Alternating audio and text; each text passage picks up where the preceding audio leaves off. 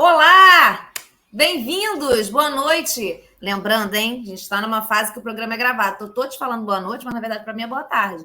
A vida, ela vai fazendo essas coisas. Mas para todos os efeitos, estou contigo, estou acompanhando esse programa aqui enquanto ele está aparecendo para você. Então, estou junto, estou nos comentários, a gente está nessa mesma missão. Tá bem? Lembrando, olha, minhas redes sociais estão aqui na descrição. Aqui na descrição também está o nosso Apoia-se. Então, quando você colabora com o nosso Apoia-se, R$5 por mês, uma coisa assim, uma coisa básica, menos com suco hoje em dia, de repente. São 4 vídeos no mês exclusivos, né? Ali, um por semana, de resenha de filme, de resenha de série, de resenha de livro, que eu estiver conseguindo trazer para vocês. Tá? Então, tá aqui na descrição tudo, Apoia-se, redes sociais, a coisa toda. Vamos para a nossa convidada, que é o que importa, que é o que vocês vieram ver aqui, não é mesmo? A nossa convidada de hoje, ela é formada em jornalismo, pós-graduada em filosofia e autoconhecimento, eu achei isso aqui babadíssimo. Ela começou a carreira em televisão, onde passou pelos canais Multishow, Fox, Sport TV, TV Brasil, Telecine, isso aqui foi todas as coisas. Foi locutora e repórter no Telecine por mais de 20 anos e cobriu os principais festivais de cinema do Brasil e do mundo. Entre eles, os de Cannes e Veneza. Inclusive, eu estou aqui dando uma pequena tremida, que você vê que ela passou em vários canais de televisão. E aí, eu estou aqui só que com a ring light, a minha televisão, falando aqui, lendo no celular. Então, já estou um pouco nervosa, que é um pouco um amadorismo, né? Mas, enfim, acho que vai dar tudo certo. E ela entrevistou nomes como Morgan Freeman, Sandra Bullock, Gael Garcia Bernal, Will Smith, Fernando Meirelles, Martin Scorsese, Andrew Schwarzenegger, Hugh Jackman, Cameron Diaz e muitos outros. E aí eu percebo que hoje, entrevistando ela, indiretamente, talvez eu esteja entrevistando Will Smith. Indiretamente, eu estou entrevistando Cameron Diaz. Então, fica aí. Eu vou botar, talvez, isso na minha mini bio quando alguém pedir. Eu vou botar isso. Ainda em televisão, no canal Mais Globosat, ela dirigiu a série Ateliê Urbano, que traça um panorama da arte de rua no Rio de Janeiro, em São Paulo e em Nova York. Recentemente saiu em busca dos diferentes sotaques do povo brasileiro, viajando por 8 cidades, numa profunda investigação sobre o nosso falar. O resultado vai ao ar no programa Sotaques, a bossa da língua portuguesa no Brasil, no Travel Box Brasil. Nos últimos anos, comandou os programas Hora do Blush na Rádio Sul América Paradiso e Tá Na Hora na MPB FM, todos diários ao vivo. Quem estava lá com ela, eu. Então, até uma coisa que eu vou trazer para vocês hoje. Que nesse programa quem estava lá, eu também. Então, a gente vai falar dessa história toda simples. Se você não sabe, eu tenho esse passado. Eu já tive um passado de glamour antes de chegar onde eu estou agora. E, enfim...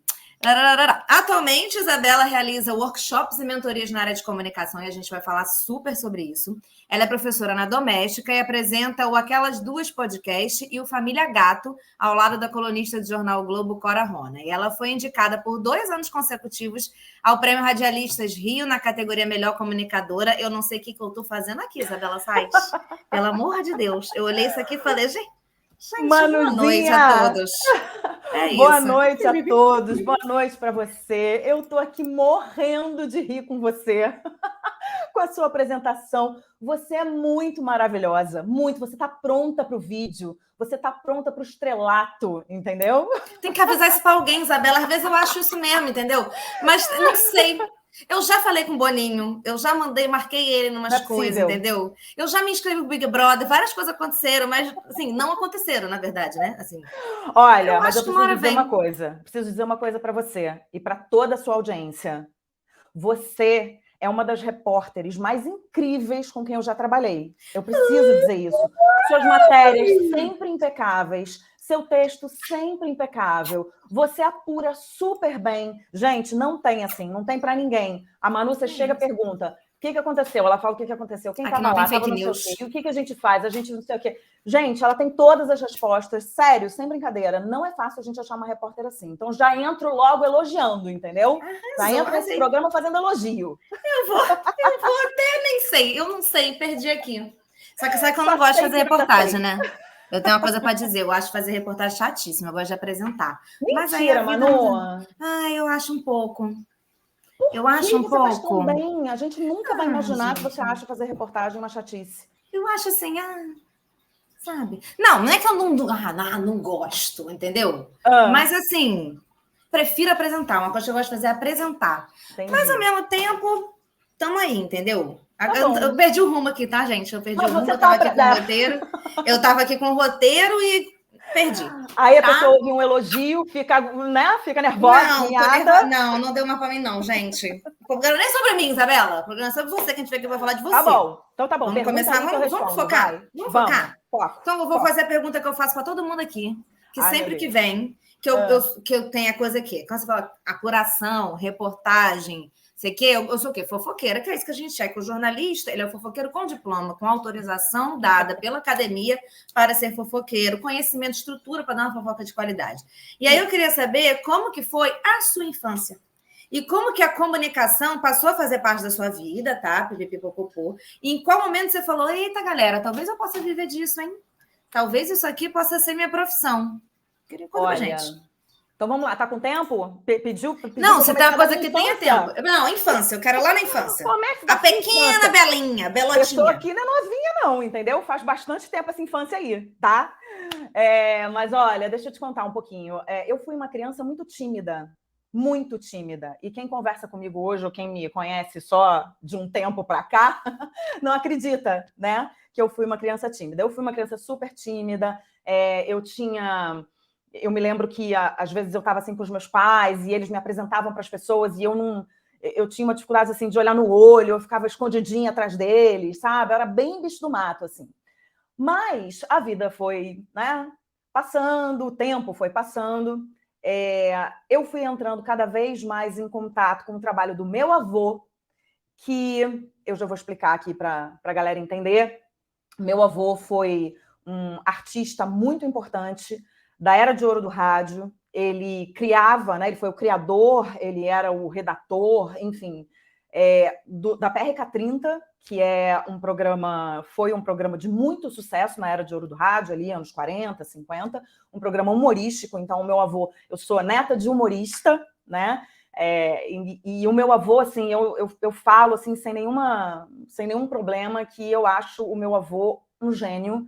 Ele realmente, o que ele fazia é atemporal, né? Então, hoje, se você pega ali um material da PRK30 para ouvir, você ri da mesma maneira como você ria anos e anos e anos atrás, né? Então, assim, é um humor que não envelhece, é um humor muito inteligente. Ele fazia junto com o Castro Barbosa, o parceiro dele, mas ele que escrevia os roteiros, então o texto todo era dele. Ele gostava muito de escrever, ele gostava muito de fazer personagens e fazia como ninguém, imitava muitos sotaques, muitos personagens diferentes. E o rádio naquela época era ao vivo e ao vivo mesmo, né, com o público presente. Então era tudo realizado no auditório da Rádio Nacional, com o público presente, então todo mundo morrendo de rir, o meu avô caracterizado.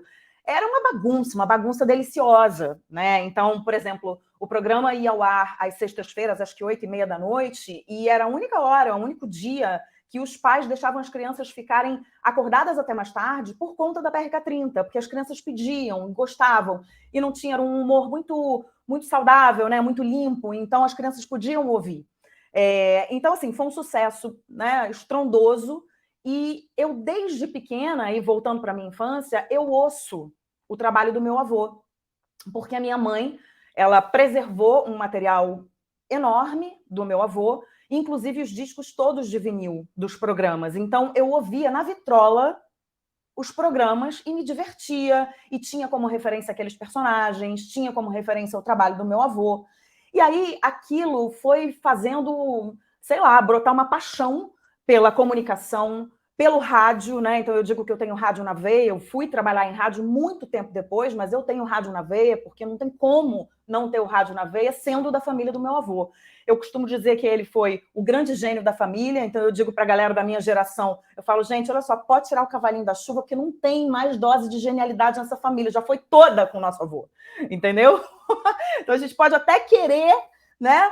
Mas acho que ele já roubou toda essa dose de genialidade, porque realmente era um gênio. E aí foi me inspirando muito, eu fui crescendo, fui deixando de ser aquela menina tímida, fui começando a, né, sei lá, a amadurecer de todas as formas. E aí, mais ou menos na adolescência, eu comecei a ficar um pouco mais saidinha, digamos assim, né? E aí não teve volta, foi um caminho sem volta. Eu passei a ser uma pessoa realmente cada vez mais extrovertida, com pouquíssima dificuldade para falar com as pessoas, para me apresentar. Passei a ser representante de turma, entendeu? Na escola, na faculdade. E aí fui, sabe? Então, é isso, assim, a minha infância foi muito diferente de hoje em dia, né? Eu fui uma pessoa muito diferente, porque fui uma pessoa muito tímida. Hoje, eu até tenho uma certa timidez para algumas coisas, mas são pouquíssimas. E aí, essa coisa de eu entrar na comunicação e escolher a comunicação, né, como um caminho profissional, tem muito, mas muito a ver com o meu avô. Muito a ver. Né? Eu não sou humorista, eu não segui esse lado, né? Mas sou uma pessoa bem-humorada, super bem-humorada. Manu já trabalhou comigo, sabe que comigo não tem tempo ruim, né? Então eu sou uma pessoa bem-humorada, não segui a coisa do humor, mas eu segui. Meu avô era um grande comunicador, porque não adianta querer fazer humor e não saber comunicar. O meu avô foi, né? E continua sendo, porque para mim ele continua vivo aí. E foi um grande comunicador. Então, é a grande inspiração da minha vida para trilhar esse caminho da comunicação. Chama-se Lauro Borges, o meu querido avô. E olha que eu nem conheci ele, hein? Então, olha como ele morreu muito antes de eu nascer. E olha como é forte a presença dele na minha vida, né? Eu ia até te perguntar isso, se você tinha conhecido seu avô. E eu estava aqui pensando, né? Você estava contando essa história do seu avô, obviamente já conhecia muita coisa. E o Castro Barbosa, ele é bisavô do Gabriel Frick, que trabalhou com a gente um pouquinho lá, um tempinho. Sim. Lá na rádio, ele fez faculdade comigo. E aí eu falei, gente, tá todo mundo junto. E eles começaram onde? Na Rádio Mairink Veiga, que não tem nada a ver comigo, infelizmente. Eu queria falar isso para vocês. Só tem o nome mesmo, mas ele é uma parte aí que foi bem sucedida, a Rádio Mairink Veiga, minha parte mesmo, não. Então, acaba por aí realmente as semelhanças, enfim, as coincidências da vida. E aí, eu estava assistindo sua entrevista que você deu no Jô Soares. Ai, meu Deus. E aí você conta, eu já vou voltar na sua você profissão, mas aí eu fiquei pensando que tem uma história que você contou lá, que é com o sobrenome Sais, que já era tão uma curiosidade minha, que essa entrevista tirou, era do seu avô. Sim. E ele tirou. Por que ele tirou o sobrenome Sais? Ele tirou o sobrenome Sais porque... Como é que era mesmo, Manu? Agora você me pegou, eu não lembro mais dessa história. Então eu vou te contar, porque o problema foi quando você causou com o Paulão, por causa do Sais Barros, que tinha uma coisa de sair, que ele achava que era uma coisa laxante. Exatamente, era isso mesmo, que ele achava que era uma coisa laxante, é isso. E aí eu casei com o seu filho ficou como? O meu filho não tem Sais, que eu não vou botar o meu filho de Sais Barros.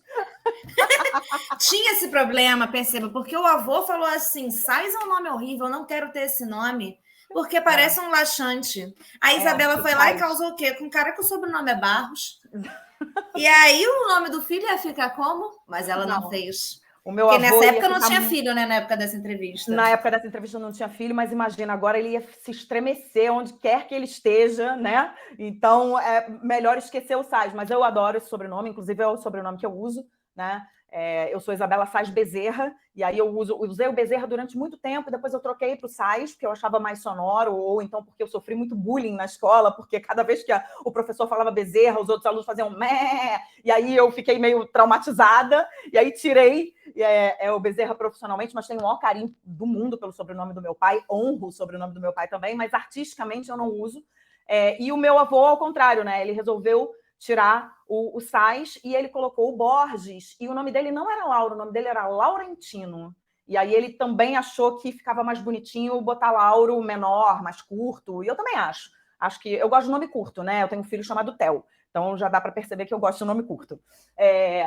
E aí foi isso. Bem lembrado, Manu. Eu já não me lembrava dessa história. Eu falei, gente, fui no Jô há tanto tempo, contei essa história, eu não lembrava. Não, tem muito tempo mesmo. Eu fui lá cavucar a vida de Isabela Sais para fazer esse roteiro aqui. Mas aliás, vamos falar de... eu estava muito nervosa nessa entrevista, tá, Manu? Eu posso imaginar, gente, porque do outro lado estava Jô Soares.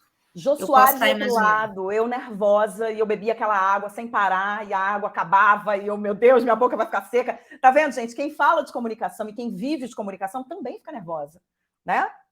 Somos seres humanos. Totalmente. É isso. Você conta pra gente, enfim, você passou, como disse, né? Tô aqui entrevistando hoje, a gente, indiretamente, o Will Smith e Morgan Freeman. E aí, como que você passou por vários lugares? Qual foi, assim, a primeira grande cobertura que você fez? Que marcou sua história? A primeira grande cobertura que eu fiz, que marcou a minha história, foi o Rally Internacional dos Sertões em 99. Tô falando que eu sou antiga. Eu com... sei lá, eu devia ter uns 20 e pouquinhos, assim, E eu fui cobrir esse rally, que é um rally que sai de São Paulo e vai até uma cidade do Nordeste, cada hora é uma cidade diferente, e ele cruza todo o interior ali, aquele sertão mesmo, né, brasileiro. E aí a gente conhece um Brasil que a gente não está acostumado a ver no dia a dia. Foi uma experiência maravilhosa, foi uma experiência que me enriqueceu muito, não só como profissional, porque eu estava ali no início da minha carreira, mas me enriqueceu muito como pessoa, porque a gente vai encontrando pessoas pelo caminho, a gente vai conversando com pessoas muito diferentes da gente, a gente vai experimentando realidades completamente diferentes. E não só isso, né? Fazer uma cobertura móvel, uma cobertura em que a gente vivia dentro de um carro e a gente ia viajando de cidade para cidade, tudo dentro de um carro, acompanhando o que eles chamam de especiais, né? As especiais do rally, que são os trajetos que eles fazem lá em terra, e a gente viajando por asfalto, mas sempre encontrando os pilotos na próxima parada, entrevistando esses pilotos, e aí eu gravava as narrações. Foi o meu primeiro contato também com o trabalho com a voz, porque eu fazia as narrações dessas pílulas que a gente mandava para o Sport TV. A gente cobriu para o Sport TV, né? Então eu fazia as narrações dessas pílulas e a gente mandava para o Sport TV, e aí eu fui me apaixonando também pelo trabalho com a voz. A gente também redigia essas matérias e essas pílulas com as entrevistas com os pilotos, e a gente editava a gente tinha uma ilha de edição móvel dentro de um caminhão que acompanhava a gente. Então, foi assim, eu nunca imaginei que eu fosse viver uma cobertura tão importante, tão marcante aos 20 e pouquinhos anos. 20 e pouquinhos mesmo, gente. Eu devia ter 21, 22 anos, no máximo, tá? Então, para mim, foi a cobertura que me marcou. E aí vieram muitas outras coberturas depois. Mas a primeira mesmo, onde eu falei, eu acho que eu quero isso, eu acho que eu quero cobrir evento, eu acho que eu quero entrevistar, eu acho que eu quero fazer realmente reportagem, eu quero editar, eu quero escrever. Foi ali que acendeu uma luzinha, assim, sabe? E que me deu esse caminho. Pistas para esse Eu caminho. tenho até aqui agora uma correção para fazer, porque eu falei no começo do programa que eu não gosto de reportagem. Calma aí, vamos consertar. Eu falo que eu não gosto de reportagem porque eu tive 3 meses de vida na Band News até ser resgatada por Isabela Sá. Isabela Sá me resgatou. Foi mesmo. Houve um resgate. Eu estava 3 meses lá e quando eu digo que não gosto de reportagem, eu não gosto da vida do dia a dia de uma redação que você entra sem saber que hora você vai sair, o que vai acontecer, se vai ter votação de arcabouço fiscal até 3 da manhã, se o Bolsonaro vai ser preso. Inclusive, até gostaria de estar no dia que o Bolsonaro foi, mas enfim, não vou falar sobre isso. Eu também não gosto. Esse tipo de coisa, não. Mas agora, cobrir evento, eu faço muitas dessas coisas aqui para o canal e para o blog. Gosto muito, acho incrível, continue me chamando, tá? Então, calma aí, vamos organizar aqui. O que eu não gosto é a rotina de redação. E foi muito importante para mim ter passado por isso, Isabela, porque eu tinha certeza que era isso que eu queria fazer. E aí eu fui. Em uma semana de redação, eu falei, Deus me livre, Senhor, me resgate, mande um anjo, algo aconteça. Porque eu fiquei apavorada. Eu falei, isso não quero essa vida, é desesperador, assim, para um monte de gente funciona. Inclusive, eu acho que deveria, para um monte de gente funciona, até a página 2 também, fica todo mundo meio doido, vamos ser sinceros. Mas assim, isso para mim foi horrível, Isabela. Então, mas é importante, é isso que você falou. Para muitas pessoas isso funciona. Para mim também não funcionou. Eu cheguei a fazer um estágio na Globo News e tive contato com essa coisa do hard news, de você ficar ali esperando a notícia acontecer para ir cobrir, não tem hora, né? E também não curti. A minha praia é cultura, entretenimento. É isso que eu gosto. É leveza. Eu sou uma pessoa muito leve. Eu sou uma pessoa risonha, solar. Eu gosto de coisas que também me tragam leveza. E o hard news, não, né, ainda mais no Brasil, é difícil de trazer leveza. Mas também não é um privilégio só do Brasil, não. Em qualquer outro lugar do mundo, o hard news é pesado, né? O dia a dia, é aquilo que a gente... Na verdade, a gente não controla nada no mundo, nada na vida. Mas o hard news a gente controla muito menos, né? É diferente você ir cobrir um evento, sei lá, uma pré-estreia de um filme e você ir cobrir um buraco que abriu na rua.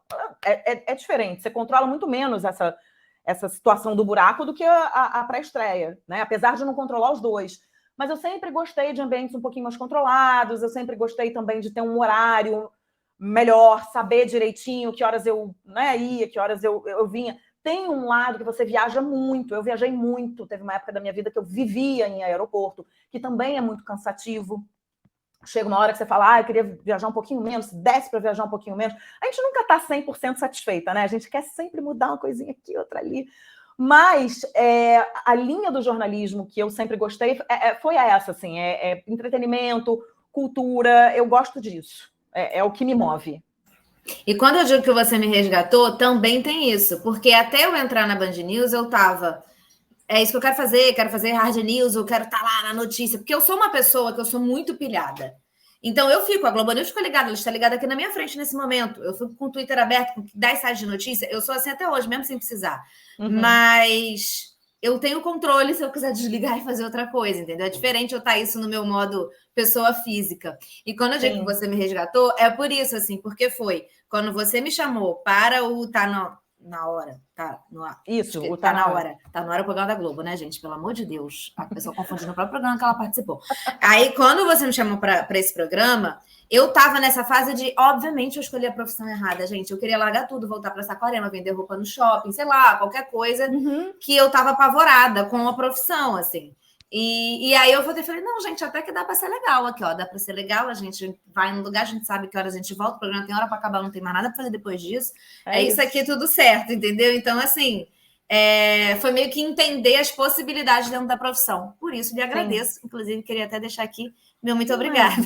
Imagina, garota, você conseguiu tudo que você conseguiu até hoje por mérito, é mérito seu, você é super competente e você sabe fazer. É aquilo que eu falei já no início do programa, não preciso repetir aqui, senão você vai ficar muito metida. Esse negócio. Não, já mas é mérito seu. Quando eu precisei de uma repórter e finalmente eu ia conseguir fazer reportagem nos programas, né, no programa que eu ia apresentar, eu pensei imediatamente em você, pensei em você e na Cris. Lembra da Cris Boar? Sim, lembro, então, que ela engravidou. Você e Cris, cara. Você e Cris são minhas... Inclusive, Betina já está daqui a pouco fazendo faculdade. 28 anos daqui a pouco, e ela estava grávida na época, para você ver como a gente... Né? Exato, mas vocês duas são tipo referência, assim, para mim, eu sabe? amo a Cris, inclusive, Cris. Também. Te amo. Beijo, Cris. E aí vamos falar então de rádio, porque você fez tudo que a gente está falando aqui. Mentira, antes de falar de rádio, eu quero mais fofoca. Como é que foi? Você foi muito tapete vermelho, né? E aí, tapete vermelho, eu penso o quê? Glamour. Que essa fama, glamour, sucesso. Você foi assim, tomou muito champanhe e conversou sempre do lado do Morgan Freeman, pô, falou várias coisas. Como é que é de verdade? Eu sei que não é, porque isso aqui é um pensamento que eu tinha até saber como é de verdade. Como é que é? Porque, na verdade, vai tu com tu mesma, que faz a produção, que corre atrás do cara em entrevista e volta e leva esporro quando faz o que... Como é que é a realidade nua e crua do glamour, né? Que não tem glamour nenhum, na verdade. Não, olha só. Quando eu fazia as reportagens e ia cobrir os festivais pelo Telecine, a gente até tinha produção. Tinha uma ótima produção. As produtoras do Telecine sempre foram super boas. Então, assim, combina, credencia, vai no evento tal, vai para o festival tal. A gente tinha essa produção. A partir do momento que você chega na externa, aí é você e a equipe. Que hoje, aliás, a gente precisa até abrir um parênteses aqui e dizer que hoje a gente tem equipes muito mais reduzidas. Na época que eu fazia reportagem, as equipes eram maiores. Então, você tinha o câmera, tinha o operador de áudio, tinha o produtor que ia, né, lá no local, tinha repórter, tinha um motorista, tinha isso, tinha aquilo. Então, você tinha talvez uma equipe de 8 pessoas, de 7 pessoas. Hoje em dia, você vai ali com 3 pessoas e resolve, né? Tem uma equipe um pouquinho mais enxuta. Mas, nessa época, a gente ia, e a partir do momento que você chega no evento, é você com a equipe. Então, você faz, assim, um pouco de direção de externa. É muito importante que você seja muito... forme uma dupla muito bacana com o câmera que está com você, porque muito do resultado dessa matéria vai ser imagem mais conteúdo. Então, são essas duas partes, né? E aí, assim, não tem glamour nenhum, na verdade, porque você não senta do lado do Morgan Freeman e fica ali horas conversando com o Morgan Freeman, ou então com um ator ou um diretor brasileiro. É tudo normalmente com tempo muito contado, principalmente quando são aquelas entrevistas que a própria distribuidora organiza. Então, você tem ali 3 minutos para falar com a pessoa, 4 minutos para falar com a pessoa, você faz uma pergunta atrás da outra, a pessoa já responde, a resposta já está toda decorada, porque as pessoas, né, perguntam mais ou menos a mesma coisa e o cara responde mais ou menos a mesma coisa também. E, assim, nos eventos você consegue até, de repente, ter uma situação mais inusitada, criar uma coisa diferente, mas você não tem muito tempo com essas pessoas. Nos festivais também, tudo contadinho. Você vai lá, assiste o filme do cara, depois você vai lá, faz a entrevista. Mas a entrevista tem tantos minutos, o agente do cara tá plantado ali do seu lado, contando, cronometrando, entendeu? Você mal consegue tirar uma foto com a pessoa. Então é isso, assim, é uma correria. É muito gostoso porque você tem acesso a pessoas que você jamais imaginou que você fosse ter acesso, né? Quando eu fui para Cannes, por exemplo, o diretor do júri, eu acho que o presidente do júri era o Woody Allen. Então, eu cruzei com o Woody Allen várias vezes. Eu não cheguei a entrevistar o Woody Allen, porque quem entrevistou foi o Wilker, o saudoso José Wilker, né? Eu trabalhei com ele durante muito tempo. E aí, ele que foi deslocado lá para entrevistar o Woody Allen, mas assim, assisti inúmeras coletivas com o Woody Allen. Lembro uma vez que eu estava na coletiva e aí acabou, ele levantou, passou do meu lado, assim. Eu falei, gente, não é possível que o Woody Allen esteja aqui. Sabe quando você faz assim, ó, dá uma chegadinha assim pro canto, só para ele encostar, para ele passar raspando? Tipo, caramba, passei raspando no Woody Allen, sabe? Porque assim, são pessoas que você fala, meu Deus, né? Como é que eu vou encontrar essa pessoa e fazer cara de paisagem? O Morgan Freeman, a mesma coisa. O Morgan Freeman, ele veio para o Brasil e eu fui designada para, tipo, perseguir o Morgan Freeman. Onde ele ia, eu estava. No final das contas, ele já estava meu amigo. Ele já estava, e você por aqui? Chega mais e tal. Eu me lembro que a gente tomou café junto, falaram, vamos ali. Não, eu fui para Mangueira com ele, fui para a comunidade mesmo, onde ele foi conhecer um trabalho social. E aí teve uma feijoada, teve um samba, sambei com ele. Meu Deus, você sambou com Morgan Freeman, Isabela. Com Morgan Freeman, entendeu? Gente. Eu sambei com Morgan Freeman. Então, assim, são situações absolutamente inusitadas que, de repente, você se vê ali e você fala, gente, outro dia eu era uma menininha tímida, me escondendo atrás da minha mãe, hoje eu estou aqui sambando com Morgan Freeman, né? Então, assim, é muito legal, mas não tem glamour, é cansativo pra caramba, muitas vezes é tenso, porque você precisa chegar no entrevistado e não consegue. Eu já passei por debaixo da perna de vários repórteres e de vários... Do Morgan Freeman? Para poder chegar no Zezé de Camargo, em Luciano, na pré-estreia de Dois Filhos de Francisco, em Gramado. Era uma multidão, eu não chegava neles, a minha chefe falando, tem que fazer. Porque a galera tem o chefe lá atrás que tem as demandas que você precisa cumprir também. Exatamente. Assim, fiz o que deu, né? Fiz o que deu. Não. Exatamente. Aí o que eu fiz?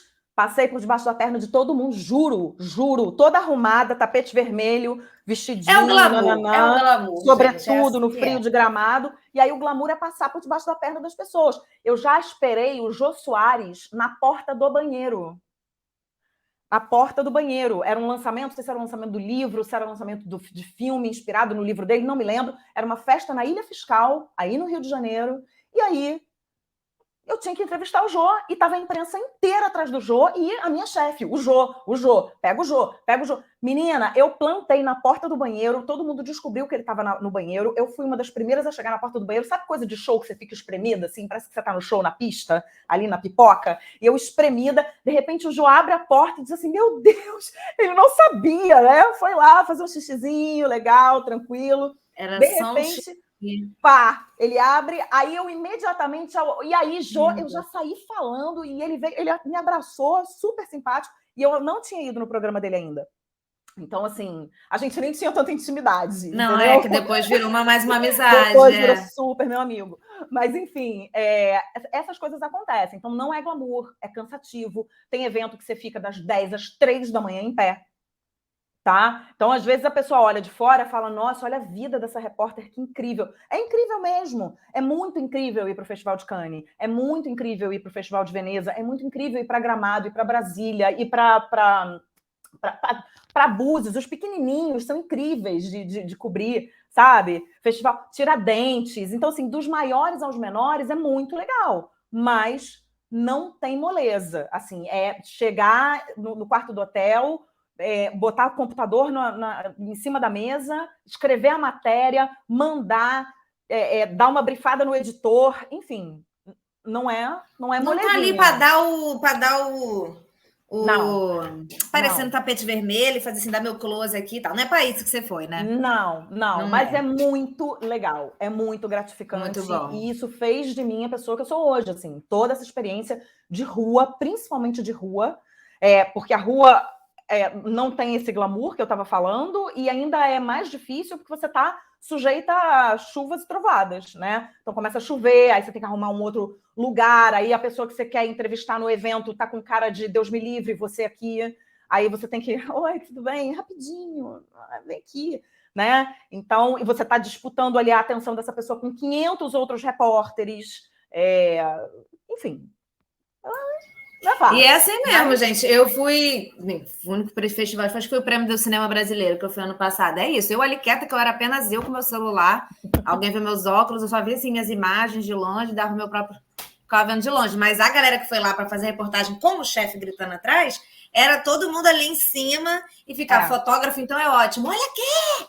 Para poder você olhar para a câmera dele. Então tem 550 fotógrafos, todos eles gritando para o artista: olha aqui! Para você olhar para a câmera dele, porque é importante esse ponto para ele também ter o melhor ângulo. Então, assim, gente, o bastidor é um negócio. Se eu for no próximo Prêmio de Cinema Brasileiro, que é agora esse mês, eu vou fazer foto dos jornalistas para vocês verem o caos que é, tá? Vou mostrar isso para vocês. Vou mostrar essa é minha promessa hoje que eu faço para vocês. Tá? É isso, mostra mesmo, Manu. Mostrar que não é fácil, não. Que não é assim essa bobeirinha também, não. Mas também, às vezes, você não precisa pegar uma fila para entrar de repente. Que eu lembro que eu quando fui pro Rock in Rio, eu falo, gente, depois que eu fui pro Rock in Rio enquanto imprensa, é muito difícil para mim ir pro Rock in Rio de outra maneira. Enquanto ainda mais que enquanto mortal. uma pessoa física mortal. Porque quando eu fui pro Rock in Rio, foi lá pela rádio, MPB FM, e a gente tinha o objetivo de cobrir o palco Sunset. Então, quando tinha o palco Sunset, que era onde tocava principalmente os artistas brasileiros da MPB, era desespero, gritaria, caos. Depois que acabou, não tinha mais nada para fazer, apenas curtir o momento. E aí aquela fila não, para as pessoas entrarem, eu entrava por uma portinha de imprensa, era lindo. Aí a imprensa tem toda uma sala para ela com ar-condicionado, você não passa um calor. Você tinha ali um monte de comida o dia inteiro para a imprensa, porque a imprensa que vai lá, que não era eu que estava focada só na música brasileira, que estava lá para cobrir tudão mesmo de todos os palcos, a galera, tipo assim, não dorme por 2 semanas, real, assim, é tipo absurdo. Então tem almoço, tem janta, tem comida o dia inteiro e tal, para a pessoa se manter ali, porque para o Rock in Rio, para o evento também é importante que a imprensa esteja ali o tempo inteiro. O fato é, depois que vivi isso, não tinha uma fila para o banheiro, depois que eu vivi isso, eu nunca mais consegui ir no Rock in Rio, tá? Queria dizer isso para você. Eu só fui... Eu me acostumo fácil ao que é bom na vida, Isabela. É isso. Queria dizer... Todos nós, né? O que é bom na vida... Fora que tu não tá pagando, né? Porque no Rock in Rio você paga caro para passar o perrengue. Porque, assim, é um perrengue ótimo. É um perrengue, assim... O festival, eu adoro festival, assim, né? Essa coisa. Mas, assim, é um pouco fora do meu poder aquisitivo do momento. Então... isso que eu tenho para dizer. Os shows estão carésimos mesmo, e quando a gente pode trabalhar e se divertir, é ótimo, mas nunca é a mesma coisa, né? Porque quando você vai de público, você tá ali relaxada e tal. E quando você não tá público, era assim, pelo amor de Deus, nem Mato Grosso, preciso dele agora. Agora, vai acabar minha música. Vai acabar a música lá no estúdio, eu preciso entrar com ele agora. Pelo amor de Deus. É bem tipo isso. É bem isso. Mas ao mesmo tempo teve um Rock in Rio que eu dancei no palco do lado do Supla. Tá vendo? Tinha uma artista, ai, gente, não lembro qual país da África que ela é agora. E eu tava fazendo uma peça, que também tem esse lado atriz. Tava fazendo uma peça que a gente ensaiava, tinha uma música dela. E aí, quando começou a tocar no show, achei maravilhoso. Falei, meu Deus, que incrível. E aí eu pedi para a assessora, que a gente já tava com essa amizade lá por causa da minha cobertura, se eu podia tirar uma foto com ela. E ela falou, só um segundo. Aí ela virou para mim e falou assim, esconde sua credencial. E ela falou, você vai subir no palco, ela vai chamar uma galera, eu vou botar você. E aí ela chamou uma galera para subir no palco, e aí eu fui no meio dessa galera, escondi a credencial no bolso, e tava lá, comecei a dançar, e quando eu olhei pro lado era o Supla, e eu tava dançando com o Supla. Bom. Foi a coisa mais aleatória da minha vida que já aconteceu. Muito bom! E aí, de repente, eu lá e falei, gente, ninguém nem tá vendo, ela nem é famosa, daqui a pouco eu pego meu celular, é você no Multishow! Esse vídeo nunca mais existiu. Todo. Eu já procurei, né? Clara, minha irmã, hoje trabalha no Globoplay. Eu pedi, tem isso aí no acervo, no negócio?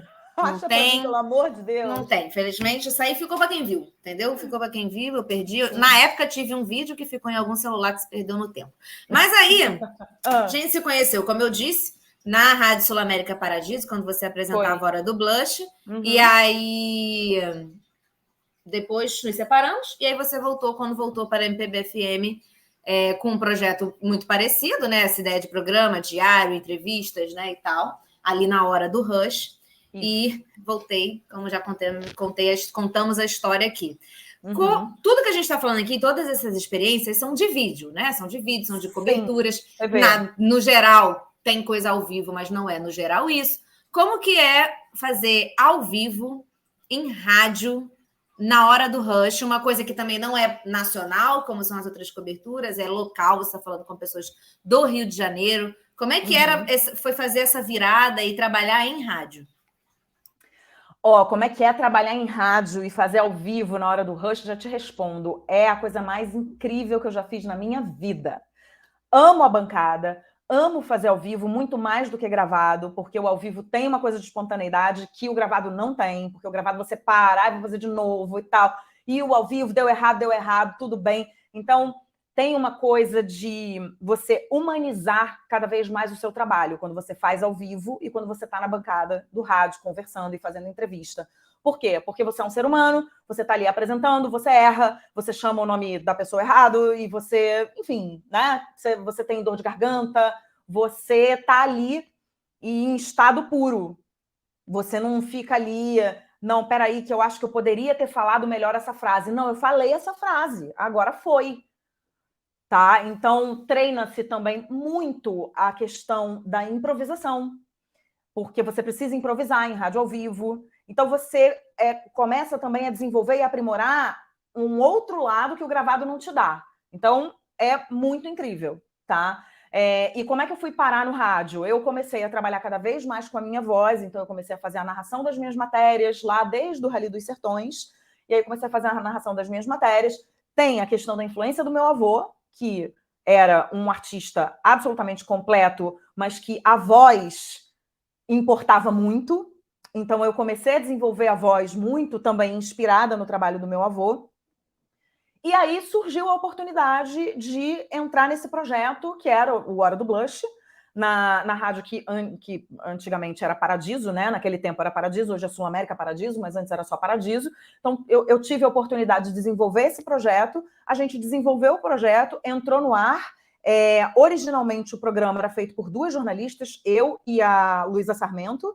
Aí a gente ficou, acho que uns 2 anos ou 3 anos, por aí, juntas. Depois a Luísa saiu, ela foi em busca de outros caminhos, e eu permaneci lá e a gente transformou o programa num programa de entrevista, porque ele era uma conversa entre nós duas, e aí depois a gente transformou o programa num programa de entrevista, em que a gente tinha colunistas, a gente tinha convidados fixos que falavam sobre determinados assuntos, e aí eu fui me apaixonando cada vez mais, assim, desde o primeiro dia do ao vivo, que assim, eu estava aprendendo, eu não sabia fazer ao vivo, eu nunca tinha feito ao vivo, eu tinha feito um ao vivo ou outro para a TV, mas tudo que eu fazia era matéria gravada, então eu tinha feito pouquíssimo. E no rádio, aquela coisa, você tem 40 mil ouvintes, 50 mil ouvintes, 60 mil ouvintes por minuto ali, né? Se você pensar nisso, você não entra no ar. Então é melhor não pensar, mas o fato é que é isso que acontece, né? E aí o programa entrou no ar, a gente foi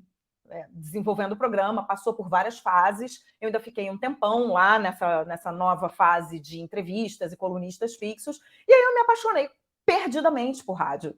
Eu sou apaixonada por rádio, serei eternamente apaixonada. Hoje eu não estou no ar em nenhuma rádio, mas eu continuo apaixonada por rádio, porque essa paixão não vai embora, essa paixão ficou. Na verdade, eu sempre fui apaixonada, até antes mesmo, por conta da influência do meu avô. Eu sempre fui muito apaixonada por aquele ofício. Eu falava, meu Deus do céu, como é que ele conseguia fazer isso? Olha que incrível, né? Ele falando e caracterizado e com o público presente. E aí o rádio vai se transformando e, de repente, eu tô ali. Eu tô ali, né, à frente de um programa que era um programa muito importante, continua sendo um programa muito importante, num horário importante, né? No horário de 5, 6 da tarde, que a galera tá no carro, voltando para casa, no trânsito. Então, foi muito bacana. E aí eu comecei a ter o retorno dos ouvintes, e aí vai ficando mais legal ainda, né? Porque aí você vira uma amiga, porque o apresentador, o âncora, realmente vira um amigo. Eu tinha muito mais amigos do que eu imaginava que eu fosse ter na vida, né? E as pessoas realmente se abrem com você, mandam mensagens super legais, contando sobre coisas importantes da vida delas, né? Então, você realmente se torna muito mais do que uma apresentadora. Você se torna uma amiga, uma pessoa que está presente na vida né, do seu público, e começa a perceber a responsabilidade que existe nesse ofício, né? Então, assim, eu peguei aquilo, eu agarrei com todas as minhas forças e tive muitos momentos maravilhosos no rádio. Muitos, muitos, muitos. Depois fui para a MPB, onde eu fiquei um pouco menos, mas também foi muito bacana, onde a gente fez a nossa dobradinha, você entrava com as reportagens, né? E era um outro tipo de programa, também era uma revista, né, de cultura, de entretenimento, mas um outro tipo de programa em que a gente tentava trazer também mais músicos brasileiros por conta do perfil da rádio. Então também foi uma experiência super bacana. Depois eu retornei para a Hora do Blush, né? Eu saí do Blush, fui fazer o Tá Na Hora, e depois eu retorno para o Blush depois que eu tive filho e tudo mais, e aí fico mais um ano, aí depois saio. Enfim, aí a minha vida é um movimento só, que as pessoas já ficam cansadas só de me ouvir falar, porque eu sou uma pessoa do movimento, eu sou uma pessoa realizadora, então eu quero fazer programas de televisão, eu quero dirigir, eu quero apresentar, eu quero, sabe, eu quero dar aula. Então é um mundo muito pequeno para mim, entendeu? Temos que... É isso, e tem muito talento para isso, inclusive, né? Obrigada, meu amor. É babadeira, faz tudo muito bem. Porque... Obrigada. Não, mas é real, gente, eu não tô aqui... Eu tava aqui pensando várias coisas quando você falava de negócio de rádio, que, enfim, né, foi assim, né? Estive lá, eu sempre gostei muito de rádio, sei lá por quê, porque, enfim, lá em casa ninguém tinha nada a ver com isso, mas eu lembro que comecei a trabalhar em rádio quando eu tinha... Trabalhar, kkk. Eu tinha 17 anos e eu morava em Saquarema, tinha uma rádio AM em Araruama, que o cara me conheceu na escola e me chamou para ficar lendo notícia que a gente pegava do próprio jornal. E ele falava, eu ganhava o quê? Nada, o valor da passagem para ir de Saquarema para Araruama e voltar. O que eu ganhava domingo, 6 da manhã eu acordava para ir para Araruama. Minha mãe até hoje não entende porque eu fiz isso, mas é isso, é uma coisa de uma cachaça. Todo mundo quando fala rádio é cachaça é um pouco isso, assim. É cachaça tu quer. Tudo que eu sempre quis é um microfone para falar. E ele me deu essa oportunidade. É muito bom. E eu estava pensando aqui algumas coisas que você falou do ao vivo, né? Cara, o ao vivo é um negócio muito louco mesmo. Assim, e quando eu falo que a Band News eu descobri ali o que eu não queria fazer, que era o hard news, né? Quando eu passei por lá. Em compensação, eu acho que eu só pude fazer todas as coisas que eu fiz na MPB-FM ao longo dos 4 anos que eu tive lá, porque eu passei por aquilo, que era o ao vivo, que não é simplesmente fazer o ao vivo, mas é um ao vivo em que as pessoas do nada aconteceu, é o ao vivo do Hard News. Então é o ao vivo que as pessoas já aconteceu um negócio, te perguntam, e era ao vivo do Hard News com o Ricardo Boechat. Então, às vezes, eu me tremia um pouco. Eu tinha, às vezes, tinha um negócio lá que eu falei, gente, pelo amor de Deus, o que o Boechat vai me perguntar hoje? Aí perguntava um negócio. E você, então, é o raciocínio que tem que ser muito rápido, né? Do ao vivo, né? E aí eu bato palmas todos os dias para quem faz ao vivo desse nível em TV, porque no rádio tu pega os papéis e joga pro alto assim, ó. Mas não mais, né, Manu? Hoje em dia não que tem não câmera mais, no estúdio. Fica apavorada, Isabela. Fica apavorada. Quando ela eu pode entrar no estúdio correndo. Quando eu comecei a fazer rádio, foi em 2007, 2007, a gente ainda não tinha transmissão no estúdio. Mas depois as coisas foram mudando e hoje quando eu parei, eu saí. Em 17, quando a gente saiu, não tinha, não. Era ambiente controlado, pelo amor de Deus. Agora eu olho aquelas pessoas. Gente, Deus me livre, eu já não quero, não. Aí é bastidor que tu tá fora do ar, às vezes, e tá sendo filmado.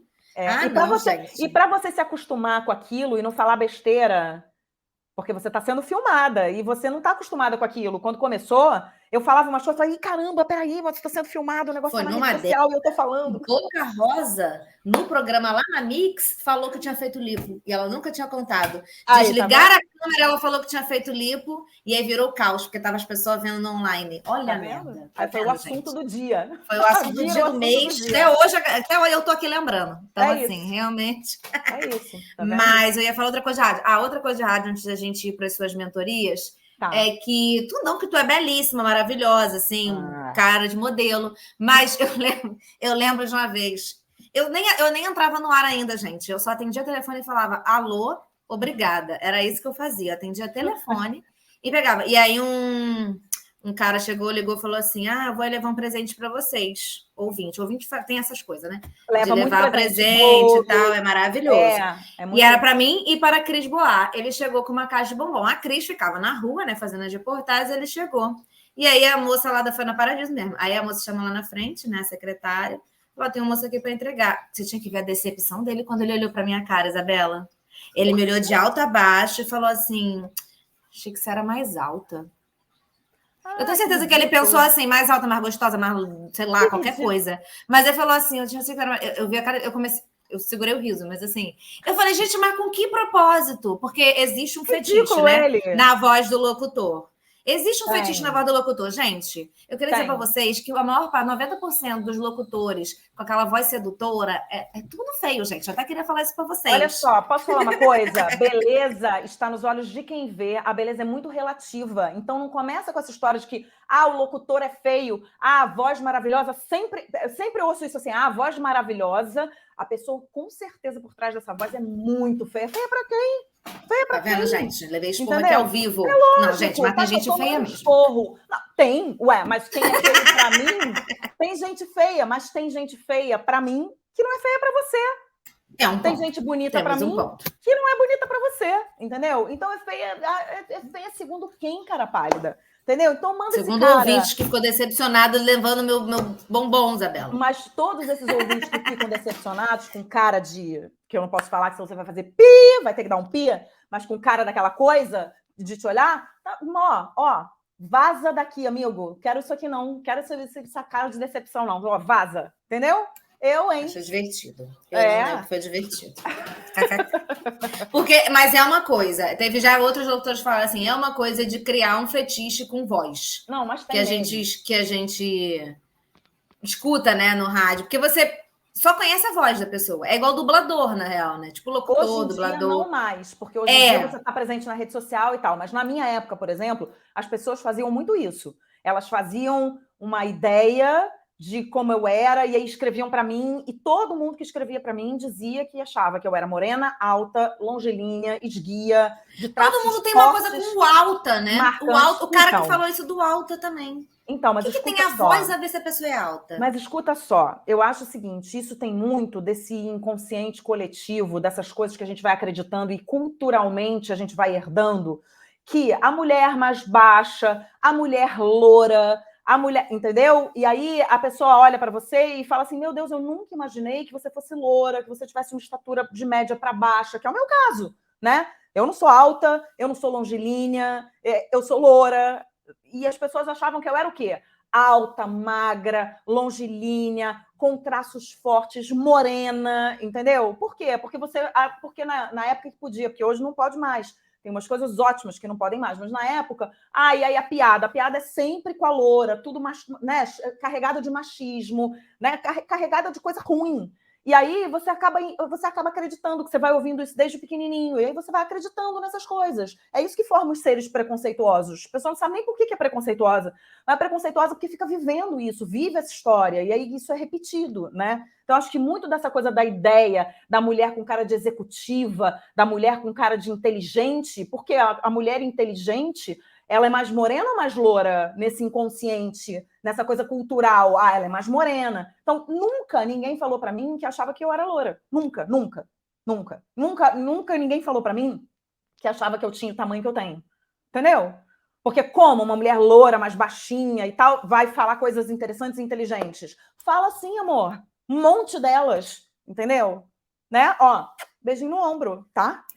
Essa coisa foi bem do alta mesmo. Ele me olhou de cima e embaixo e falou, achei que você era mais alta. E aí, estamos aqui falando isso, mulheres falando coisas importantes. Já queria adiantar que o programa vai passar de 1 hora, tá? Que eu acabei de ver eu quero te fazer perguntas mais aqui. Tá bom. E você, hoje em dia, trabalha dando mentorias, tem workshops, ensinando as pessoas a se comunicarem melhor, a se comportarem melhor em frente às câmeras, porque hoje em dia... câmera está aqui no celular, as pessoas querem ver e tal, meio que... Então, você, além de colocar melhor a voz e mostrar melhor o que você está querendo dizer, você também tem que ter ali um comportamento em frente às câmeras. Sim. Queria que você falasse um pouco de como é o seu dia a dia, hoje em dia, com esse trabalho, né? O que você faz. Pode, inclusive, deixa o contato para quem quiser contratar. Claro. E aí, desenvolvendo a pergunta, né, com o que a gente está falando, qual é a importância desse trabalho também, principalmente pensando aqui no público feminino, como a gente está vindo da pergunta anterior, né? Então, assim, explica um pouquinho o que você faz e tudo mais, mas mostra para a gente também a importância disso nessa comunicação das mulheres, comunicando muitas vezes os seus próprios trabalhos como mulheres empreendedoras. Sim, então, Manu, eu tenho 3 anos, 2 anos e meio, mais ou menos, eu vim morar em São Paulo, né? E aí essa minha vinda aqui para São Paulo foi determinante para eu começar a dar as minhas aulas. Por quê? Porque eu fui convidada pela Doméstica, que é uma plataforma internacional de cursos online, para dar um curso gravar um curso, na verdade, né, para deixar disponível na plataforma, de podcast. E aí eu gravei esse curso, o curso já está disponível na Doméstica para quem quiser comprar. E a partir desse curso, os meus alunos começaram a entrar em contato comigo, pedindo para aprofundar certos assuntos. E aí eu comecei a ver que havia uma demanda que eu não imaginava que havia, ou então não tinha acordado para isso ainda, de treinamento em comunicação, não só em podcast, mas em oratória, em gravação de vídeos para as redes sociais. Por quê? Porque hoje, não importa se é um médico, um engenheiro, um jornalista, uma confeiteira, uma manicure, todo mundo está vendendo peixe através das redes sociais, porque a gente descobriu que as redes sociais, elas são uma vitrine muito importante para a gente colocar ali e apresentar o nosso trabalho. Mas tem muita gente que não tem essa formação de vídeo, tem muita gente que não sabe nem apertar um botão, não sabe o que faz, não sabe o que coloca, não sabe como ilumina, não sabe como monta um set simples dentro da própria casa. Então, esse trabalho, ele começou a crescer muito, porque as pessoas vieram me trazendo demandas diferentes. Então, ora é uma pessoa que quer fazer um podcast, ora é uma pessoa que quer gravar vídeo para rede social, ora é uma pessoa que quer melhorar a performance em reuniões de trabalho, ora é uma pessoa que quer melhorar a performance em discussões com parentes, a maneira como fala em casa, quer gritar menos, sabe? Então, é muita demanda que vem de muitos cantos diferentes, de muitos assuntos diferentes. E aí, o que é muito legal é que, como eu passei por muitas fases diferentes na minha vida profissional dentro da comunicação, eu me sinto apta a ajudar essas pessoas a aprimorar as suas habilidades nessas diversas áreas. Porque eu já fiz podcast, eu já fiz programa de rádio, eu já apresentei programa de televisão, eu já fiz reportagem de rua, eu já fui roteirista, eu já dirigi programa para televisão. Discute em casa sem gritar. Hã? Discute em casa sem gritar. Discuto em casa sem gritar. Nem sempre, gente. Eu estava até pensando aqui na minha vida aqui, talvez eu não conseguisse. Mas é isso, entendeu? Como eu tenho essa carreira, como eu sempre fui muito inquieta e sempre fui muito como eu te falei, realizadora, cheia de projetos, querendo realizar os meus projetos em várias áreas, e fui realizando esses projetos em várias áreas e aprendendo muito com eles. Hoje, eu tenho conhecimento em áreas muito diferentes. Então, o que é legal é que eu dou mentoria em comunicação, só que em várias... A área é comunicação, mas a gente tem várias sub-áreas, digamos assim, em que eu atuo, da comunicação. Né? Então está sendo assim uma surpresa para mim, foi uma surpresa para mim e está sendo muito gratificante, assim, porque é muito legal você pegar uma pessoa que está ali se sentindo despreparada, que está emocionalmente ali conturbada, né? Está com uma vida emocional conturbada e por isso não está conseguindo também trilhar o seu caminho, e você poder trabalhar essa pessoa como um todo, com essa visão assim de comunicação integrativa, que foi esse conceito que eu trouxe para a minha vida, que é olhar a pessoa como um todo.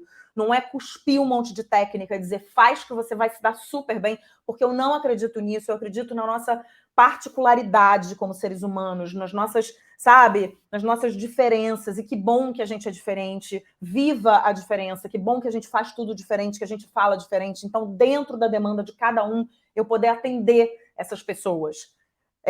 Tá sendo, assim, muito legal. E eu me descobri uma professora, porque eu não dava muita aula, cheguei a dar uma aula ou outra quando eu fazia rádio, quando eu fazia televisão, mas nada assim como o meu ofício de fato. E hoje eu estou dando aula e eu amo compartilhar conhecimento.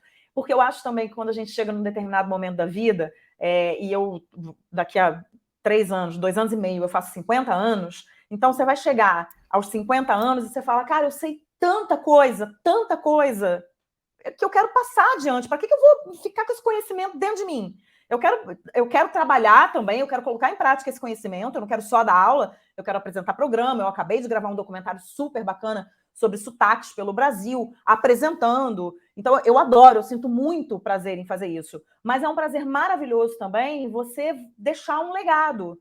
Você ter um aluno que fala, cara, o que eu aprendi com você foi muito precioso, eu vou levar para a minha vida inteira. Isso não tem preço. Tem sim, gente. Eu mando então não é de graça essa mentoria também, não, galera. É um contrato que você vai ter. Mas é isso. E aí, só complementando com a questão feminina, você tocou nesse ponto que eu acho super importante. 99,9% do meu público é feminino. Eu dou pouquíssimas aulas para homens. Os homens me procuram muito pouco. E aí eu fico pensando no porquê. E eu acho que tem algumas brabão, né? Já coisas, sabe assim. tudo, é brabo, o cara é brabo. Então, eu acho que tem algumas coisas. Eu acho que o homem, ele costuma, eu não quero generalizar, tá? Mas assim, aqui a gente pode generalizar para falar mal de homem, né? se quiser. Não, se quiser, é livre. Mas eu não sou dessas que eu acho que a gente tem que lutar pelos nossos direitos, eu acho que a gente tem que se valorizar cada vez mais, mas eu não falo mal de homem, não, porque eu gosto dos homens, eu tenho homens maravilhosos em volta de mim, eu tenho um marido maravilhoso, um pai maravilhoso, um filho que eu amo, só tem homem, entendeu? E tenho mulheres maravilhosas em volta de mim também, eu tenho minha mãe maravilhosa, minhas amigas maravilhosas, enfim. Mas, então, eu não sou, sabe, dessa, assim, eu acho que a gente precisa falar da presença da mulher cada vez mais no mercado de trabalho, na vida, né, do nosso poder mesmo que a gente tem, mas sem colocar os homens numa coisa inferior, uma coisa, eu não acho que é por aí. Mas o que acontece é que eles me procuram pouco, então eu acho também que tem uma coisa de não investir tanto, sabe aquela coisa assim de quando você vai no médico, o médico fala, cara, homem é difícil de procurar médico, os homens não procuram tanto médico, as mulheres se cuidam mais, os homens se cuidam menos. Então, tem uma coisa que generaliza um pouco, mas eu acho que é isso, assim, essa coisa de aprimorar a comunicação, de falar melhor. Eu acho que as mulheres estão mais interessadas, estão querendo aprimorar mais a comunicação do que os homens. Talvez isso possa até mudar mais no futuro, mas o que eu sinto comigo é isso. Eu sou muito procurada pelas mulheres. E acho o seguinte, nós, historicamente, fomos muito caladas. Muito. A gente está começando a falar mais agora e a gente tem um caminho gigante pela frente ainda. Então, historicamente, culturalmente, a gente foi muito calada. Então, eu acredito sim que a mulher tenha mais dificuldade de se comunicar do que o homem. E que bom que nós estamos procurando melhorar, que nós estamos procurando aprimorar a nossa comunicação. Eu acho incrível. Né? E tem uma questão também, a minha abordagem é uma abordagem que leva muito em consideração as emoções. E a gente gosta muito de cutucar as nossas emoções, os homens gostam um pouquinho menos, né? Então tem essa coisa da gente falar um pouco de quem a gente era, do que a gente construiu, como é que a gente chegou aqui, onde a gente está agora. A gente precisa entender as nossas emoções para a gente entender a forma como a gente se comunica, para a gente entender por que dá aquele nervoso e aquele branco na hora que a gente vai falar para um público de 300 pessoas. Por que isso está acontecendo? Você foi julgada a vida inteira? Você foi calada a vida inteira? Muitas vezes foi. Quando você falou alguma coisa, seus pais ou as pessoas que estavam em volta, até na sua escola, disseram que não importava o que você falava, né? Nós, como mulheres, como coletivo, fomos caladas durante muito tempo? Fomos. Fomos. Né? Sofremos muito preconceito até hoje. Né? Então, a comunicação está absolutamente ligada a todos esses aspectos. Então, por isso eu acho que meu público é mais feminino. E eu pego mulheres incríveis para trabalhar. Mulheres incríveis. Então, eu estou super feliz. E convido os homens também a quererem se trabalhar um pouquinho mais, porque todo mundo tem alguma coisa para se trabalhar, né? Não é, eu sou a perfeição em pessoa. Eu dou aula disso e não sou a perfeição em pessoa. Eu também tenho meus momentos que eu fico nervosa, tenho meus momentos que eu preciso ali lidar comigo mesma e tô meio atarantada. Quem não tá nesse mundo maluco de hoje, né? E, enfim, mas é isso, assim, respondendo o que você tinha me falado, me perguntado da relação com as mulheres, eu acho que tem tudo a ver, assim, tem um público, realmente um público feminino muito mais ativo em relação a esse aprimoramento, sabe? Que deve ter essa coisa de... É bem isso que você falou mesmo, de falar e pensar, meu Deus, será que eu falei uma besteira? Será que eu falei alguma coisa? E esse sentimento que atrapalha você e trava nessa espontaneidade, que é uma das coisas que você falou que é muito importante, né? Que, principalmente se a gente está falando do online, tem público para todo mundo. Quanto mais você pode ser que eu não viralize, tenha 20 milhões de seguidores, mas você vai ter, principalmente quem está querendo vender, vai falar com aquelas pessoas que têm interesse no seu produto, que têm interesse em você, que é o importante quando a gente está falando de internet, por exemplo. A naturalidade e a espontaneidade, elas são características muito importantes, aspectos muito importantes do nosso discurso e da nossa relação com a comunicação. Quanto mais natural a gente for, quanto mais naturalidade a gente emprestar a nossa fala, mais conexão a gente vai ter com o nosso público. Muito mais. É só experimentar, fazer um texto totalmente formal, uma coisa que não cabe dentro de você, porque não representa o que você é, e fazer um texto super informal, ali, do jeito que você é, gente como a gente, né, tendo conexão, olhando no olho, que você vai ver o sucesso que um vai fazer e o outro que não vai, sabe, não vai ter tantas curtidas ou tanta procura pelo seu produto, pelo que você está vendendo. Então, a gente precisa encontrar essa espontaneidade na nossa vida, mas para isso, a gente precisa consultar o espontâneo lá atrás, porque muitas vezes a gente não foi permitido que a gente fosse espontâneo na maior parte da nossa vida. E aí, como é que você quer que um adulto de 50 anos, 60 anos, 30 anos, 40 anos seja espontâneo de uma hora para outra, se ele não conseguiu ser lá atrás, se ele não conseguiu ser durante a vida dele? Todo mundo tem momentos de não espontaneidade na vida, um pouco mais, um pouco menos. Então, a gente precisa procurar essa espontaneidade lá atrás, a gente precisa procurar esses diálogos que foram travados lá atrás, a educação que a gente recebeu, as referências que a gente teve, as vivências que a gente teve, porque nós somos um conjunto de tudo. E a gente se comunica muito pelo que a gente é, né? Pelo que a forma como a gente construiu esse eu.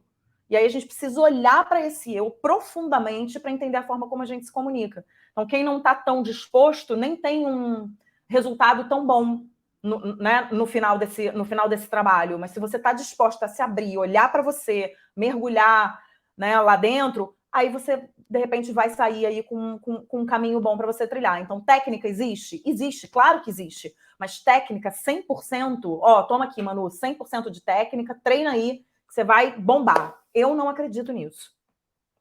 Concordo super, super, super. E aí, antes da gente ir para os nossos quadros, fazer aquela pergunta horrível. Se eu te pedisse aqui duas dicas imprescindíveis, você já falou muita coisa. Primeira dica, façam terapia. Duas dicas imprescindíveis para quem quer ir falar melhor com o cliente na internet. Vamos para a técnica.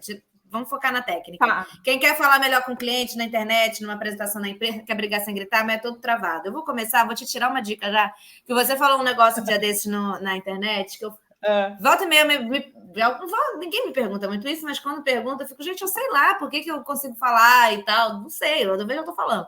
Mas, uma vez eu parei para pensar e você deu exatamente essa dica. Eu sou uma pessoa que lê em voz alta desde o momento que eu aprendi a ler, gente. Eu tinha só 5 anos, eu aprendi a ler, eu leio em voz alta. Por quê? Porque eu quero que os outros prestem atenção em mim, que eu sou exibida. E aí eu ficava lendo, eu queria com plateia. Então eu lia atrás da minha mãe, da minha avó, do meu pai, eu ficava lendo, queria plateia, eles interagiam.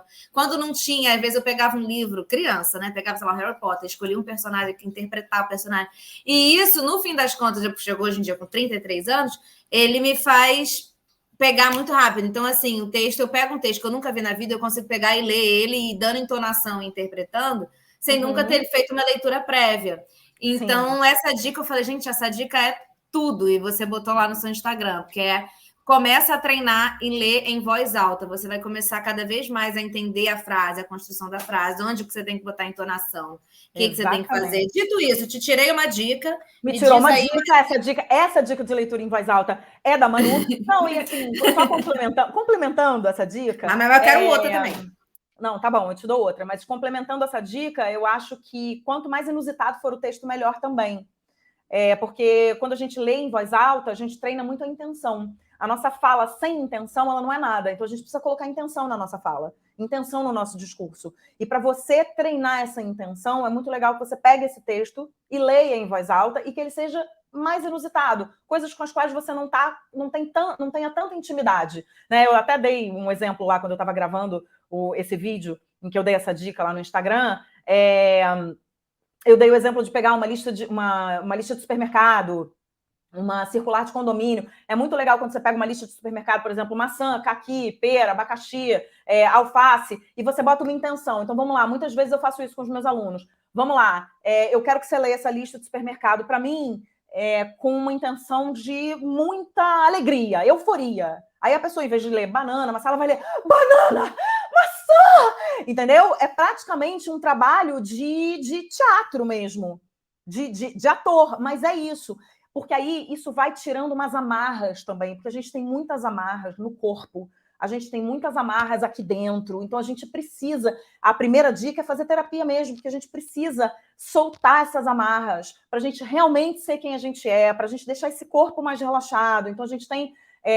uma outra dica que eu dou é fazer exercícios antes de você começar a falar. Então, sei lá, você vai dar uma palestra ou você vai para uma reunião importante e aí você acabou de, sei lá, desceu do ônibus ou saiu do metrô lotado, você encalorada, tá um calor do caramba no Rio de Janeiro, 40 graus e não sei o quê. E aí você emenda uma coisa na outra. Não pode emendar uma coisa na outra. O ideal é que você respire, pare, faça exercícios de respiração, faça exercícios para você limpar a sua corda vocal, faça exercícios para você liberar energia presa no corpo, sabe? Então, assim, tudo isso, esse ritual é importante. Inventar um ritual com coisas que te façam bem antes de você ir para alguma apresentação importante ou antes de você entrar no ar. Quando a gente fala de programa ao vivo, às vezes não dá para fazer, porque você chega atrasado, mas é muito diferente quando você faz. O dia que dá tempo de fazer, você entra mais, sabe? Achou o seu centro, respirou, porque a gente está vendo do dia a dia, da loucura, né? Então, assim, entre um trabalho e outro, às vezes eu vou gravar uma locução, aí eu gravo uma locução que é completamente diferente da outra que eu vou gravar em seguida. Então, é importante parar entre esses dois trabalhos. Respira, toma uma água, sabe? Eu estou gravando hoje mesmo, acabei de fazer o texto, eu estou gravando um vídeo falando sobre comunicação e ansiedade. Porque a maioria das pessoas que chegam para mim chegam muito ansiosas. E a ansiedade pode nos ajudar muito na medida certa, mas quando passa da medida, ela só atrapalha. Então, a gente precisa olhar para a nossa ansiedade. Então, 99,99999% das pessoas hoje estão ansiosas, né? Que a gente vive num mundo ansioso. Então, a gente precisa olhar para essa ansiedade, porque não adianta querer milagre. Aí eu vou comprar o pacote das técnicas e vou virar a sua super mulher da comunicação amanhã. Não vai, não vai. Não é um caminho, é um percurso. Então, assim, eu tenho alunos, por exemplo, que já estão no módulo 3, módulo 4, módulo 5 da mentoria, porque eles mesmos sentem que é um percurso. Então, a gente termina o módulo 1, vamos fazer o módulo 2? Vamos fazer o 3, vamos fazer o 4? Eles vão pedindo, porque sentem que é um processo. Não é uma coisa que a gente, né, consegue de uma hora para outra, de um dia para o outro. Mesmo que você aplique todas as técnicas e você tenha elas todas na sua mão, porque você também precisa ir absorvendo isso, é tempo. Não Sim. tem jeito, né? É tempo total. E aí eu queria, antes da gente encerrar, você vê, né? Já tá aqui a horas. A minha bateria da câmera já foi, eu já tô aqui só no computador, perdendo rumo. Eu vi que tá uma cor diferente. Não, a bateria da câmera, eu uso a câmera, ela já foi. Agora tá só aqui na câmerinha do computador. É isso aqui, ó. O dia a dia, a vida como ela é, perceba. Exatamente, a vida como ela é. E aí vamos para os nossos quadros. E aí, primeiro, uma dica. Eu queria uma dica de um filme, uma série, um livro, um negócio aí que você queria indicar para os nossos seguimores. Tá, os seguimores. Olha, seguimores, é o seguinte. Eu acabei de ver uma série muito legal na Globoplay, eu quero indicar, que se chama Os Outros. É uma série protagonizada pela Adriana Esteves, que está incrível. Aliás, o elenco inteiro está incrível. E o que mais me chamou a atenção nessa série é que ela nos mostra uma história, uma trama que é possível de acontecer na vida de qualquer pessoa. Então, aquela conexão que eu estava falando, que é tão importante a gente gerar através da comunicação, através dessa série, a gente consegue, na verdade, os diretores, os atores, enfim, a equipe toda consegue gerar essa conexão com quem está assistindo. Porque é uma história muito possível, não é uma história fácil de gestão, é uma história difícil, muitos temas são abordados, é uma série violenta, é uma série difícil, mas é muito bem realizada, muito... muito próxima da gente mesmo, assim. Eu me senti... Eu conto a história de um condomínio, da relação de pessoas num condomínio da Barra da Tijuca, no Rio de Janeiro. Mas esse condomínio poderia ser em qualquer outro lugar, com os problemas, né, de condomínios grandes, de muita gente morando no mesmo espaço. Mas essa história ela é possível de acontecer na vida de qualquer pessoa, em qualquer país, em qualquer lugar do mundo. Tá? Então... E tem, assim, esses atores maravilhosos, atuações incríveis, a direção é ótima também. Eu achei muito boa, e fico muito feliz de ser uma série brasileira. Muito feliz, porque a gente está fazendo muita coisa boa e eu tenho certeza que a gente vai fazer cada vez mais. Então, essa é a minha dica. Chama Os Outros e está em cartaz na Globoplay. Já tem todos os episódios, então não tem aquela coisa de ficar esperando o episódio, porque a gente estava falando de ansiedade e eu tenho pavor de ficar esperando o episódio, entendeu? Eu quero ver tudo ao mesmo tempo agora. Então já está lá, é completíssima para ver na Globoplay. Boa, gente. Eu tô no 8º episódio, eu acho. Muitas coisas já aconteceram e sei que muitas coisas vão acontecer. Mas é que eu vejo com o Sandro e a gente só se vê meio que fim de semana, Sandro, meu namorado, no caso. A gente só se vê fim de semana e tal, então não tem aquela, não pode dar uma adiantada, entendeu? Porque senão é uma coisa traição dentro do regimento do relacionamento, é uma traição você ver uma série. Imagina, fora. Em casa, e aí... ai do meu marido, ele passar na minha frente. Então, aí a gente... Como a gente só se vê fim de semana e tal, e aí, por exemplo, agora a gente não se viu, foi Dia dos Pais, então vagarosamente, acontece vagarosamente. Aí a gente tá no 8º, acho que a gente viu o 8. São 12? Não lembro agora. São 12. Mas é babado, tá? É babado mesmo. Eu fiquei assim... O que é Drica Moraes de síndica do condomínio? Síndica. Pra mim, ela é assim, Adriana Esteves e Drica, tipo, a Adriana é a protagonista, é a nossa eterna Carminha, não tem jeito, ela é muito maravilhosa. Mas o que é Drica Moraes de síndica do condomínio, gente? Cara, tipo, palmas. Eu moro num condomínio com 4 blocos. Quando eu vi o primeiro episódio, eu falei, é isso, gente, vou precisar estar me mudando. Porque quando acontece ali o acontecido, né? O que é o estopim para tudo, que aí acho que está na sinopse, é uma briga entre filhos, 2 adolescentes, né? Que tem ali no condomínio, e aí a briga entre eles e como que cada pai e mãe reagem a isso. E aí vai desenrolando dali, meu filho, o carro vai só ladeira abaixo o condomínio. E aí eu fico pensando, gente, tá, mas como que eu reagiria? Se meu filho fosse esse, se meu filho fosse esse? Aí eu começo a entrar num colapso, eu falei, não dá, meu filho não vai sair de casa, o dia que eu já vai ficar em casa, que não dá. Você que pensa. Mas o legal dessa série é exatamente isso, porque você parte desse acontecimento central, mas você fala de muita coisa, você fala de bullying, você fala da adolescência, né, dessa fase da vida, você fala muito de Rio de Janeiro, um Rio de Janeiro bem especial. Você fala de Rio de Janeiro, você fala de milícia, você fala de um monte de coisas ao mesmo tempo agora, e você fala dessa convivência que é muito difícil num condomínio com muita gente diferente, né? E como é que você faz para conviver entre essas pessoas? Como é que você faz? E muita gente que lutou para ter aquele apartamento, comprar, não vai sair porque tá acontecendo alguma coisa. Não vou sair, eu tô 20 anos pagando esse apartamento. Exatamente, é muito legal. Bem interessante. E é isso, assim, é história de gente como a gente, pode acontecer na vida de qualquer um. Então é muito real. Total. Tá? Muito real. É bem isso. Acabei o primeiro episódio assim, falei, gente, é isso, né? Morar em condomínio, uma hora eu preciso ir embora. Depois passou também, mas no primeiro episódio eu fiquei um pouco impactada. E vou dar minha dica. Minha dica é uma série que tem na Netflix chamada Celebrity, que é uma série sul-coreana, que ela fala de vida de influenciador digital. Então, basicamente, a protagonista, ela já foi rica em algum momento da vida. E aí, agora a família dela faliu e ela vende cosméticos de porta em porta. E aí, uma amiga dela vira para ela, conta um babado aí que aconteceu entre 2 influenciadoras. Ela fica curiosa, cria um perfil no Instagram que nem isso ela tinha. Aí, de repente, ganha seguidores. A amiga dela posta umas fotos, ela começa a ganhar seguidor. Paralelamente, ela conhece uma garota que vive disso e é uma das mais famosas da Coreia. Ela, ei, galera, talvez aqui tenha uma possibilidade de eu ficar muito rica e ajudar minha família. E aí a série vai falando de bastidor da vida de influenciador e o tititi, o que tem por trás, e o que cada uma vai fazendo para ganhar dinheiro, a amizade que é amizade, até outra ter mais like que você já não é mais amiga.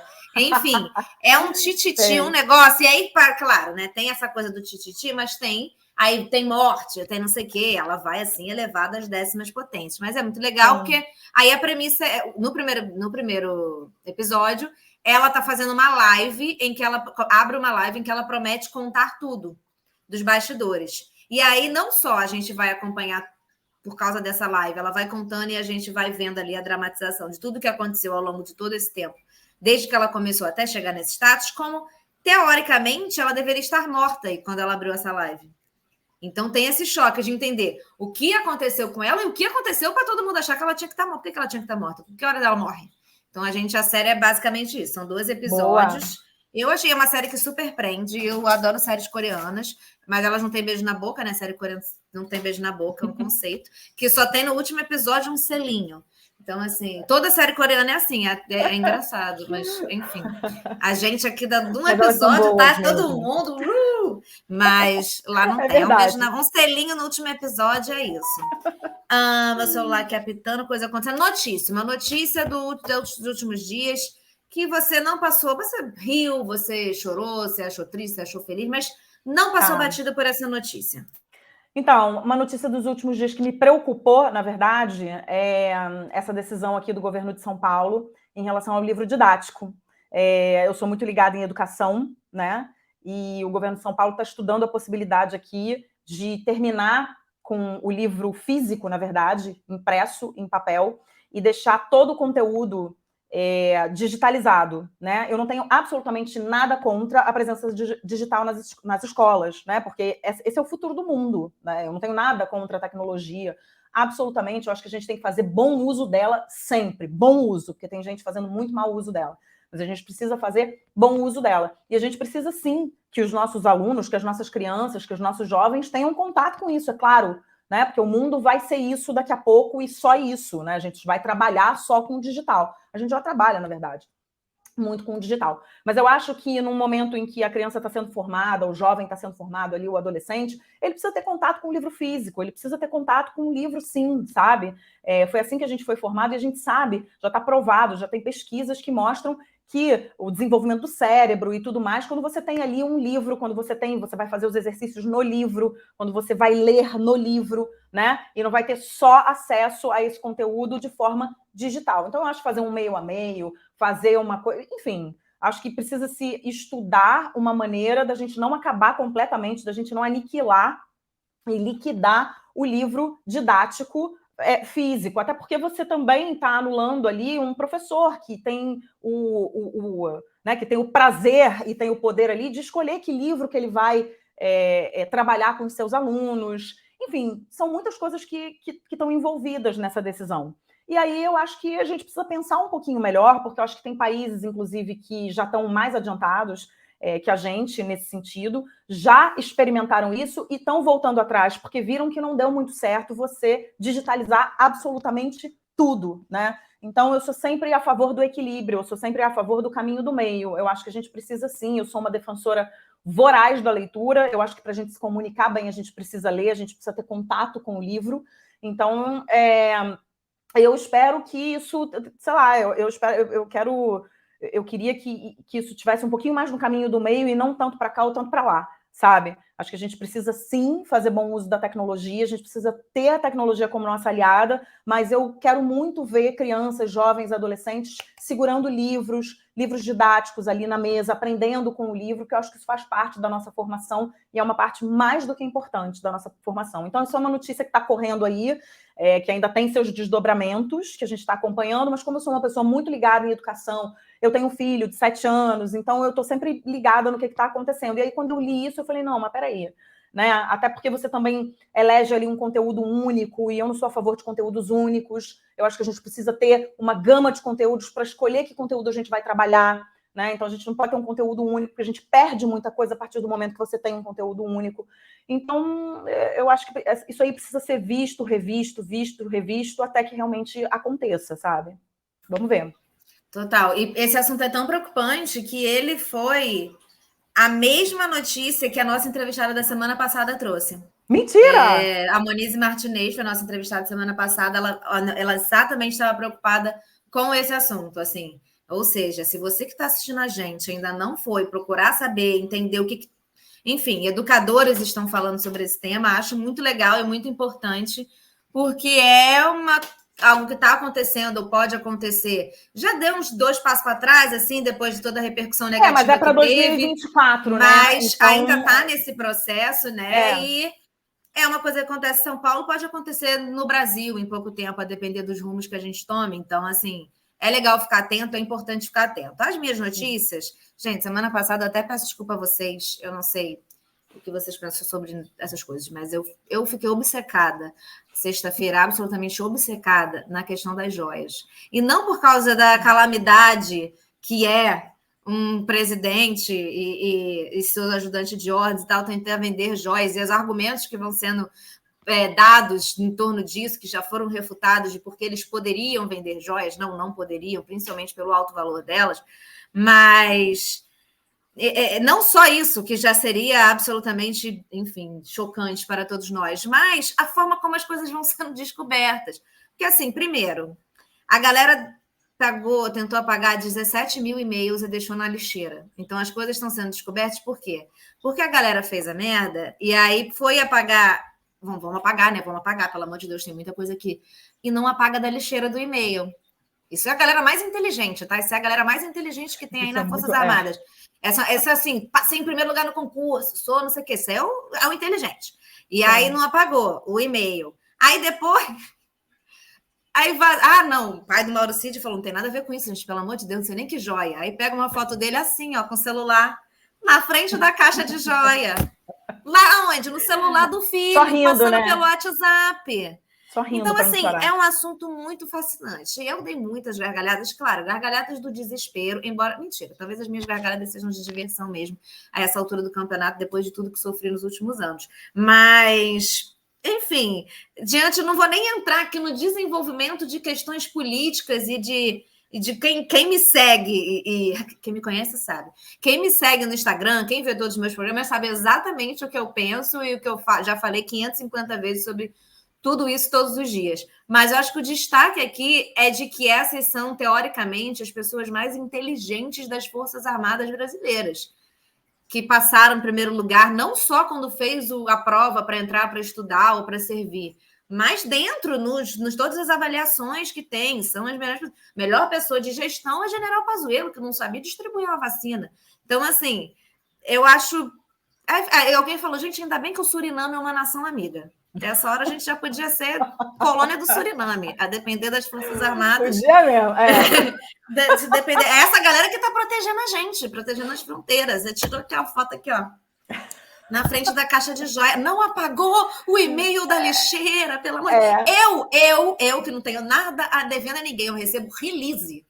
Eu apago e-mail da lixeira, até porque enche a caixa de e-mail. Às vezes é isso. Se a caixa de e-mail deles enchesse, se a caixa de e-mail deles enchesse, é porque deve pagar caro para não encher a caixa de e-mail, bem feito. Tá vendo? E eu sou super esquecida, eu estava pensando nisso. Eu sou super esquecida, podia esquecer uns e-mails na caixa ali na lixeira, não esqueço também, eu apago. Eu também apago. Ou seja... E eu não devo nada a ninguém, gente. Tá tudo certo aqui. O negócio tá tudo certo. Gente, para cometer um crime... que você tem um mínimo de inteligência. Para fazer uma coisa errada, você tem que ter o mínimo de sagacidade de inteligência. É só ver os filmes de Hollywood desse assunto, gente. Gente, sabe? A coisa tá ali. Aí agora o FBI entrou na onda porque o cara foi lá na loja nos Estados Unidos vender a joia que não era para vender.